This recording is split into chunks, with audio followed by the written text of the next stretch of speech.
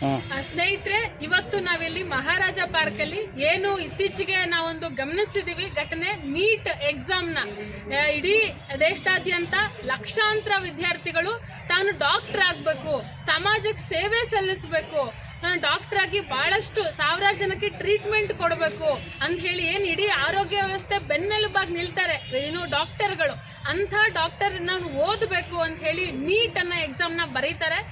NTA national test agency ಏನು conduct ಮಾಡುತ್ತೆ ಪ್ರತಿ ವರ್ಷ. ಈಗ ಏನು ಆ NTAನೇ ನೀಟ್ ಎಕ್ಸಾಮ್ ಈ ಸತಿ ಏನು ಮೇ ತಿಂಗಳಲ್ಲಿ ನಡೆದಿತ್ತು ಆ ಎಕ್ಸಾಮ್ನ ಕ್ಯಾನ್ಸಲ್ ಮಾಡಿದೆ. ಇದನ್ನ ವಿರೋಧಿಸಿ ಮತ್ತೆ NTAನ ಇವತ್ತು ಸ್ಕ್ರಾಪ್ ಅದನ್ನು ತೆಗೆದಾಕಬೇಕು ಅಂತ ಹೇಳಿ ನಾವಿಲ್ಲಿ ಪ್ರತಿಭಟಿಸ್ತಾ ಇದ್ದೀವಿ.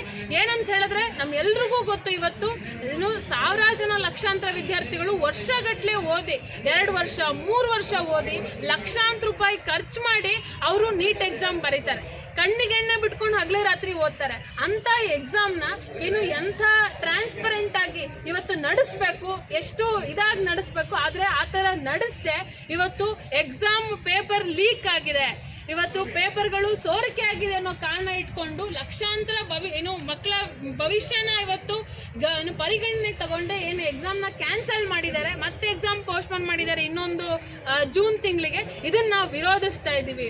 ಈ ನೀಟ್ ಎಕ್ಸಾಮ್ನ ಟ್ರಾನ್ಸ್ಪರೆಂಟ್ ಆಗಿ ನಡೆಸಬೇಕು, NTAನ ತೆಗೆದಾಕಿ ಸರ್ಕಾರನೇ ಖುದ್ದಾಗಿ ಈ ಎಕ್ಸಾಮ್ನ ನಡೆಸಬೇಕಂತ ಹೇಳಿ ನಾವಿಲ್ಲಿ ಆಗ್ರಹಿಸ್ತಾ ಇದ್ದೀವಿ ಸ್ನೇಹಿತರೆ.